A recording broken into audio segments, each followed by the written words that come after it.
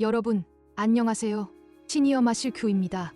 오늘도 참 고생 많으셨지요? 고단한 하루를 마치고 돌아오는 길, 가끔 길을 걷다 보면 혹은 우연히 라디오를 켜면 가슴을 툭 치고 지나가는 노래가 있습니다. 요즘 많은 분이 즐겨 들으시는 시절 인연이라는 노래 다들 알고 계실 겁니다. 가는 인연 잡지 말고 오는 인연 막지 마라. 모든 것은 때가 있는 법. 이 가사를 가만히 곱씹다 보면 문득 이런 서글픈 생각이 듭니다. 내가 평생 내 목숨보다 소중히 여겼던 내 자식도 어쩌면 나를 잠시 스쳐 지나가는 시절 인연이었을까? 오늘은 그 무거운 질문 앞에 홀로 서서 뜨거운 눈물을 흘려야 했던 한 어머님의 이야기를 들려드리려 합니다. 지금 자식 때문에 밤잠 설치며 마음 아리하시는 분이 계신다면 잠시만 저와 함께 마실 나오듯 편안히 이 이야기에 귀를 기울여 주세요. 올해 72이신 김 여사님. 여사님의 손을 보면 세월의 풍파가 그대로 느껴집니다. 나무 껍질처럼 거칠고 마디마디가 툭 튀어나온 그 손은 10년 전 남편을 먼저 보내고 시장 바닥에서 생선 궤짝을 나르며 홀로 아들을 키워낸 훈장과도 같습니다. 찬 바람 부는 겨울이면 손등이 쩍쩍 갈라져 피가 맺혔지만 여사님은 그 손으로 아들의 비싼 대학 등록금을 내고 장가를 보냈습니다. 남들 다 입는 예쁜 옷 한 벌 사 입어본 적이 없었습니다. 시장통에서 남들이 버린 배추 우거지를 주워다 국을 끓여 먹으면서도 아들 수학여행 비며 학원비 앞에서는 단 한 번도 주저하지 않았습니다.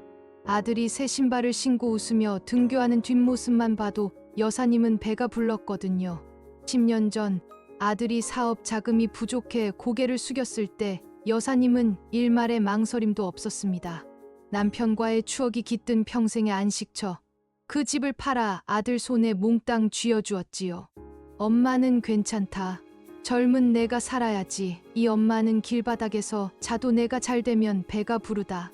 아들은 그 거친 손을 잡고 눈물을 흘리며 약속했습니다. 어머니, 조금만 기다리세요. 제가 남부럽지 않게 모실게요. 꼭 효도하겠습니다. 여사님은 그 말 한마디만 믿고 좁고 습한 월세방으로 짐을 옮겼습니다.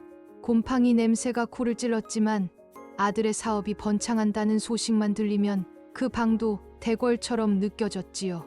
하지만 세월은 야속하게도 약속과 다르게 흘렀습니다. 아들의 회사는 번듯해지고 강남의 넓은 아파트로 이사했지만 여사님의 월세방 보일러는 겨울마다 자주 멈췄습니다. 아들의 차가 외제차로 바뀔 때마다 여사님의 안부 전화는 점점 짧아졌습니다. 어느 날은 정성껏 끓인 곰국을 들고 아들 집을 찾았습니다. 초인종을 누르자 인터폰 너머로 며느리의 차가운 목소리가 들립니다. 어머니, 오실 때 전화 좀 주시지. 지금 손님들 와 계셔서 좀 곤란한데 반찬만 현관 앞에 두고 가시겠어요? 닫힌 문틈 사이로 새어나오는 웃음소리와 고급스러운 음식 냄새를 뒤로 한 채 여사님은 식어가는 냄비를 가슴에 안고 차가운 복도를 혼자 내려와야 했습니다. 내 자식 집인데, 내가 집까지 팔아 세워준 집인데 왜 나는 도둑처럼 서성여야 하나. 아파트 단지를 빠져나오는 여사님의 낡은 신발 위로 차가운 눈발이 떨어졌습니다. 여사님의 손등에 새겨진 깊은 흉터는 아들이 초등학생 때 생긴 것입니다. 눈보라가 치던 어느 날 아들이 학교에서 돌아오다 넘어져 다쳤다는 소식에 장사를 하다 말고 맨손으로 눈을 치우며 뛰어갔지요. 그때 얼어붙은 빙판길에 긁혀 피가 철철 나는데도 여사님은 아픈 줄도 모르고 아들을 등에 업고 뛰었습니다. 그날 이후 여사님은 결심했습니다. 나는 굶어도 내 자식 손에는 흙탕물 묻히지 않겠다고 말이죠. 그렇게 키운 아들이 대학을 가고 취직을 하고 번듯한 가정을 꾸렸을 때 여사님은 이제 다 끝났다 싶었습니다. 10년 전 아들이 사업 자금이 필요하다며 찾아왔을 때도 여사님은 그 흔한 집 한 채 남겨둘 생각조차 하지 않았습니다. 엄마, 딱 3년만 고생하세요. 제가 이거 성공시켜서 어머니를 세상에서 제일 행복한 할머니로 만들어 드릴게요. 그 약속이 적힌 쪽지를 여사님은 낡은 지갑 속에 부적처럼 넣고 다녔습니다. 하지만 아들의 성공은 여사님의 외로움과 비례했습니다. 아들의 아파트는 높아졌지만 여사님이 올라가야 할 월세방 계단은 점점 가팔라졌지요. 어느 날은 손주가 보고 싶어 아침부터 고사리를 다듬고 조기 3마리를 구워 아들 집으로 향했습니다. 지하철을 3번 갈아타고 도착한 그 집 문 앞, 비밀번호를 몰라 벨을 누르자 며느리의 차가운 인터폰 목소리가 들렸습니다. 어머니, 미리 연락 좀 주시지. 지금 손님들이랑 티타임 중인데 냄새나는 생선을 들고 오시면 어떡해요? 경비실에 맡겨두고 가세요. 나중에 남편 오면 가져가라고 할게요. 현관문조차 열리지 않은 채 끊겨버린 목소리. 여사님은 차가운 복도 한 구석에 서서 자신이 들고 온 검은 비닐봉지를 한참이나 내려다보았습니다. 고소한 냄새가 나던 조기는 어느새 차갑게 식어 비린내를 풍기고 있었지요. 내가 판 집값으로 산 소파에 앉아 며느리는 우아하게 차를 마시는데 나는 이 문턱 하나를 못 넘는구나. 여사님은 비닐봉지를 경비실 구석에 두고 나오며 차마 아들에게 전화도 하지 못했습니다. 돌아오는 지하철 안, 창문에 비친 자신의 초라한 모습 위로 아들의 어릴 적 웃음소리가 겹쳐졌습니다. 엄마, 내가 성공하면 세상에서 제일 큰 집 사줄게. 그 약속은 이제 지킬 수 없는 빈말이 되었고, 여사님이 쏟아부은 30년의 세월은 아들의 성공이라는 화려한 성 뒤편에 버려진 낡은 껍데기처럼 남겨졌습니다. 그러던 어느 유난히 추운 겨울밤이었습니다. 여사님은 지독한 몸살 감기에 걸려 사흘째 물 한 모금 못 넘기고 알아누웠습니다. 방 안에는 냉기가 가득하고 약봉지 하나 사다 줄 사람 없는 현실이 뼈저리게 다가왔습니다. 떨리는 손으로 아들에게 전화를 걸었죠. 아들아, 엄마가 너무 아파서 그런데 죽 한 그릇만 사올 수 있겠니? 약도 좀 사오고. 하지만 수화기 너머로 들려온 아들의 목소리는 따뜻한 걱정이 아니라 짜증 섞인 다급함 뿐이었습니다. 어머니, 저 지금 중요한 해외 프로젝트 미팅 중인 거 모르세요? 저 지금 갈 상황 안 돼요. 직접 배달 앱으로 시켜 드세요. 제가 지금 입금해 드릴 테니까 제발 바쁠 때는 전화 좀 자제해 주세요. 뚝 하며 끊겨버린 전화기 소리가 적막한 방안을 때렸습니다. 여사님은 아들의 전화가 끊긴 뒤에도 한참 동안 핸드폰을 귀에서 떼지 못했습니다. 혹시라도 아들이 다시 전화를 걸어 엄마, 미안해요. 많이 아파요? 지금 바로 갈게요 라고 말해줄 것만 같았기 때문입니다. 하지만 10분이 지나고 1시간이 흘러도 핸드폰은 그저 차갑고 무거운 쇳덩이일 뿐이었습니다. 여사님은 욱신거리는 몸을 이끌고 싱크대로 기어갔습니다. 타는 듯한 갈증에 물 한 모금이라도 마셔야 살 것 같았지요. 하지만 떨리는 손으로 잡은 물컵은 바닥으로 떨어져 산산조각이 났습니다. 흩어진 유리 조각들이 마치 여사님의 깨진 마음 조각 같아 여사님은 그 자리에 주저앉아 버렸습니다. 아들아, 내가 너를 어떻게 키웠는데 너 걸음마 뗄 때 내가 세상을 다 얻은 것 같았고 내 입에 밥 들어가는 것만 봐도 내 배가 불렀는데 환영처럼 과거의 기억들이 밀려왔습니다. 아들이 초등학생 시절 열이 펄펄 끓던 밤, 여사님은 맨발로 아들을 등에 업고 밤길을 30분이나 달려 병원에 갔었습니다. 내 발바닥이 찢어지는 줄도 모르고 내 새끼 살려달라며 울부짖던 그 젊은 날의 어머니가 지금 이 차가운 방 안에 쓰러져 있는 노모를 내려다보는 것 같았습니다.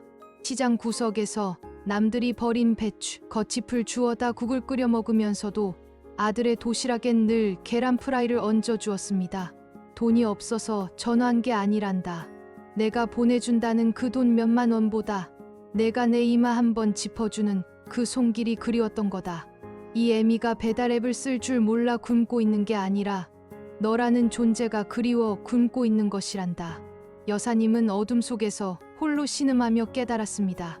평생을 아들의 성공이라는 신기루를 쫓아 달려왔는데 막상 도달해보니 그곳엔 나를 위한 자리는 없었다는 사실을요. 아들에게 어머니는 이제 지나간 과거이자 성가신 짐일 뿐이었습니다. 그 시린 진실을 마주한 밤, 여사님은 이불을 뒤집어 쓰고 꺽꺽 소리를 내며 울었습니다. 아픈 몸보다 무너진 기대가 더 아팠습니다. 평생을 지탱해 온 삶의 기둥이 무너져 내리는 것을 느끼며 여사님은 태어나 처음으로 자식을 낳은 것을 후회하고 꺼져가는 보일러 소리를 자장가 삼아 소리 없는 오열을 쏟아냈습니다. 그렇게 밤새 울다 지쳐 맞이한 새벽, 창밖으로 푸르스름한 빛이 번질 때쯤 여사님은 간신히 눈을 떴습니다.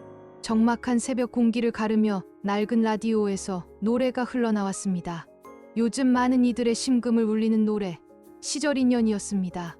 가는 인연 잡지 말고 오는 인연 막지 마라. 만날 때는 몰랐어도 헤어질 때 알겠더라. 억지로 잡으려 해도 그것 또한 인연인데, 그 가사가 여사님의 머리를 치는 죽비 같았습니다. 여사님은 그 자리에 주저앉아 노래를 끝까지 들으며 다시 한번 울었습니다. 하지만 이번 눈물은 어제의 서러운 눈물과는 달랐습니다. 꽉 막혔던 가슴이 뻥 뚫리는 시원한 눈물이었지요.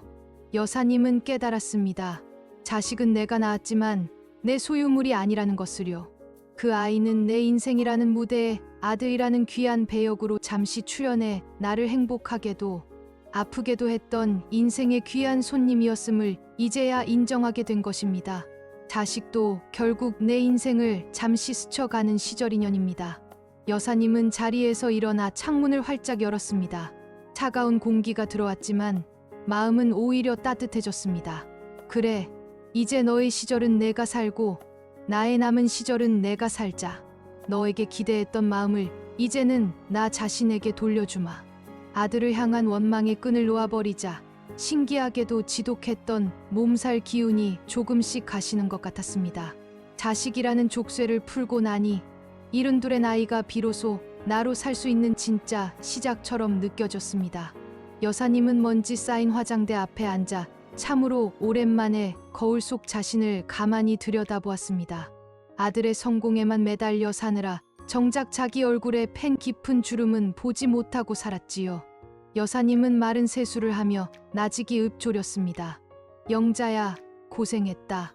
참 올해도 돌아왔네.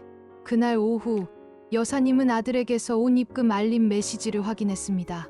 예전 같으면 이까짓 돈이 무슨 소용이냐며 서운함에 또 눈물을 훔쳤겠지만 이제는 달랐습니다.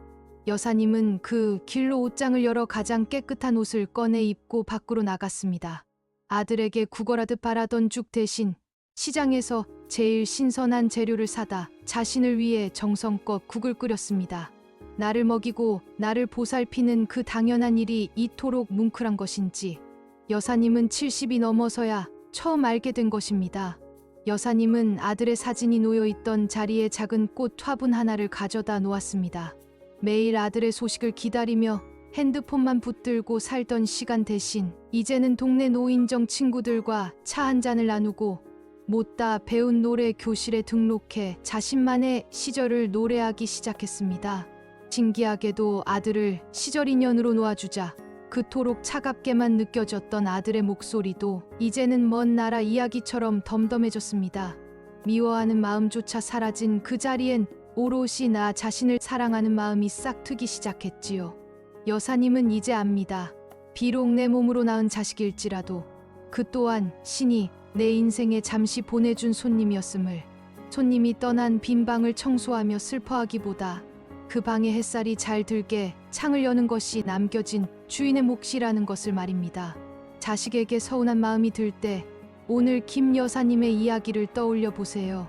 인연은 억지로 잡는다고 잡히는 게 아닙니다. 이제 그 사랑의 방향을 당신 자신에게 돌려보세요. 당신은 그럴 자격이 충분합니다.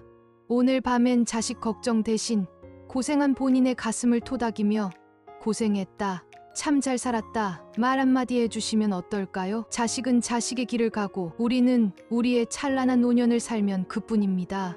지금까지 시니어 마실큐였습니다. 구독과 좋아요로 따뜻한 마음 나눠주세요. 감사합니다.